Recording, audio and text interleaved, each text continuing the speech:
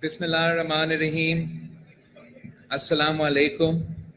I'm incredibly grateful to the organizers of this event for having given me the opportunity to speak on Asma Jahangir and some thoughts that I may have. It is indeed a privilege and an honor for me to be here in remembrance of Asma Jahangir. She was a friend to my mother, a mentor to me, and an inspiration for all democracy-loving people of Pakistan. Asma Jahangir is synonymous with democracy, with rule of law, and human rights. Her voice could be heard when many others felt silent. She continued to feel the pain that others grew accustomed to until the end, never stopped pushing back, fighting the good fight. From bonded labor to women in abusive marriages, from victims of religious persecution to the sanctity of the will of the people, no fight was too big, no case too small for Asma Jahangir.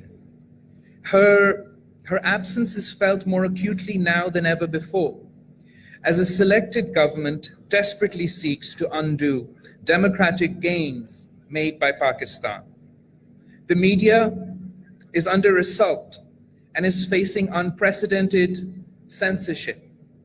Human rights are endangered today, and rule of law and due process have been discarded in favor of rhetorical populism. Theatrics have triumphed over substance. But it occurs to me that though Asma is no longer amongst us, her ideas and her voice cannot be allowed to die.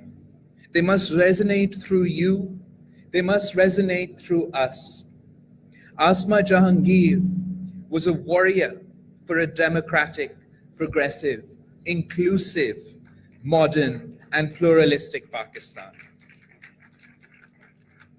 If she was present here, she would never have let this despotism go unchallenged, and neither shall we. Today, our democracy faces serious threats, not only from unelected forces, but also from so-called Democrats. I believe it was the Honorable Chief Justice who said, and I quote, that we know as a matter of historical fact that democracy has always been a highly endangered species in Pakistan. It has often fallen to the ground under assaults launched by anti-democratic forces waving the banner of basic democracy or true democracy.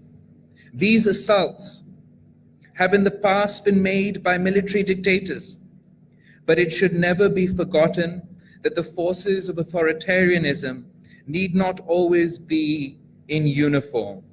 Democracy, more than anything else, is a cast of mind, a respect for the opinions and decisions of ordinary citizens. Unquote. The supremacy of Parliament and the sanctity of the Constitution are under relentless attack.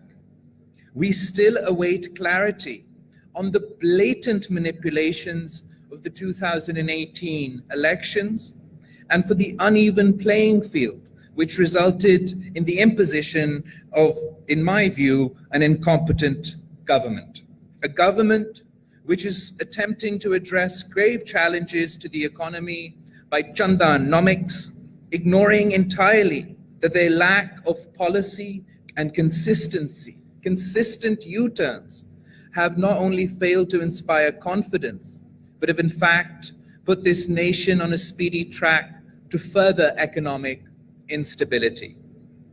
It was the Pakistan People's Party which strengthened the Federation of Pakistan, and it is the Pakistan People's Party which will defend and strive for a more vibrant, and stronger federation. We, the people who believe in the ideals of a federal, democratic Pakistan, must come together and resist any nefarious designs to undermine this. Let us not forget how the 18th Amendment sought to protect the Constitution and rule of law on the one hand, and strengthen the federation on the other. It has done away with the powers of the President to dissolve at whim the Parliament, the symbol of the collective will of the people. It has conferred upon the provinces due rights over their resources, for which they were agitating for the past 6 decades. It has restored the balance in the distribution of fiscal resources between the federal government and the provinces by a more equitable NFC award. Instead of making population as the sole criteria, backwardness of a province and other factors have also been given weightage.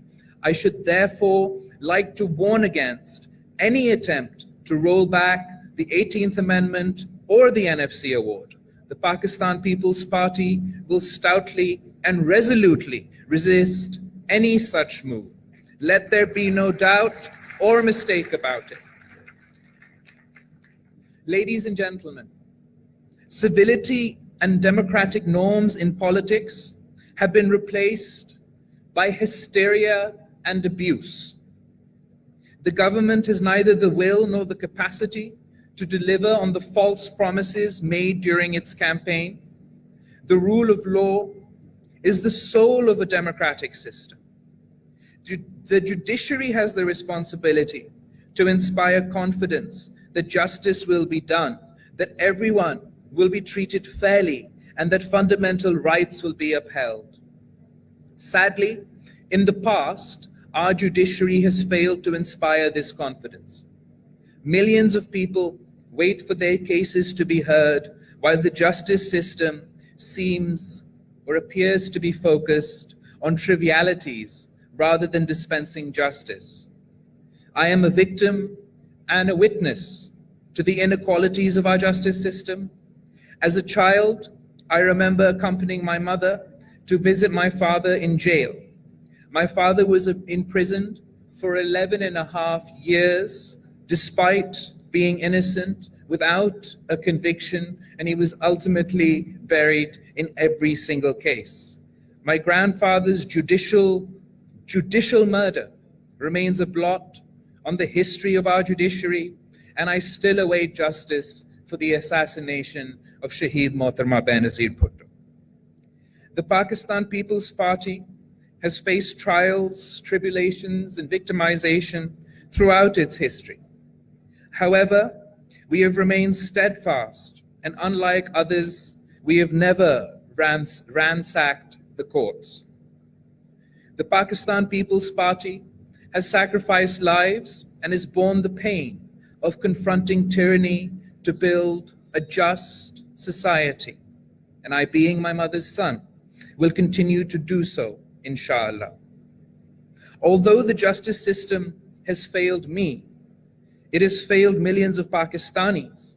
I will continue to struggle for an equitable, constitutional, and fair justice system, where the court's decisions is based on the law and not on politics, where trials are free and fair and not reduced to witch hunts.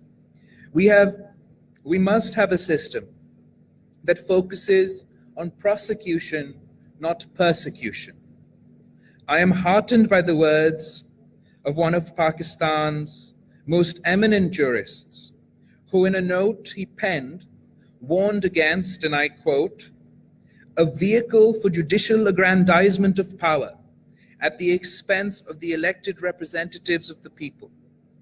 On the conceptual plane, it is devoid of merit and amounts to little more than a vessel into which judges can pour whatever economic, political, or social theory as may their fancy or whim at any given time. Constitutions in free societies are made by the people for themselves and through their chosen representatives. It is for the chosen representatives and no one else to act in such matters. Why should that power not be exercisable by such representatives in their collective wisdom? And why should its exercise be at the mercy of unelected judges? The decisions of elected representatives have been wrong and have occasionally brought us close to disaster.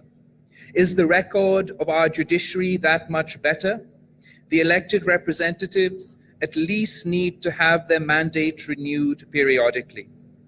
What of judges who in any polity are the least accountable branch, and in Pakistan in particular, are in quite a literal sense a closed brotherhood? The Constitution does not end and certainly did not begin with the judges, and the courts would do well to remember that every institution and each organ of state has its own role to play. That realization and acceptance ensures that the constitutional balance is maintained. The court should not do anything that unbalances the Constitution. It should never assume in its own favor that it is the ultimate arbiter of all things, unquote. These insightful words by our Honorable Chief Justice Saqib Nisar in his additional note on the petition on the 18th and 21st constitutional amendment gives me hope that sanity will prevail. Ladies and gentlemen, the legal fraternity has always been the first line of defense against undemocratic forces, be it against the autocratic rule of General Zia-ul-Haq or the dictatorship of General Pervez Musharraf. It is the bar that holds the judiciary accountable, and it is the first to point out deviations from the path of constitutionalism and rule of law. And Asma Jahangir led the bar with incredible courage and unimpeachable integrity to also hold the judiciary accountable. Seldom before has the need for a transparent judiciary been felt as strongly as it's felt today. Whether it's the appointment of judges, or the division of powers between institutions, or the vast but unrestrained powers under Article 184(3) of the Constitution, there are issues that need to be looked into and questions that need to be asked. A transparent and accountable judiciary is not a political slogan, nor is it a manifestation of politicians seeking to expand their own powers. It is for upholding the majesty of law and the dignity of courts. History has taught mankind that the greater the power, the greater the need for restraint and greater the need for accountability. Ladies and gentlemen, the leaders of the bar must now pick up Asma's mantle and resist again today. The erosion of rule of law, the undermining of democracy, and the ever-shrinking bounds of human rights, as she did in the past. Today, we are only democratic in name.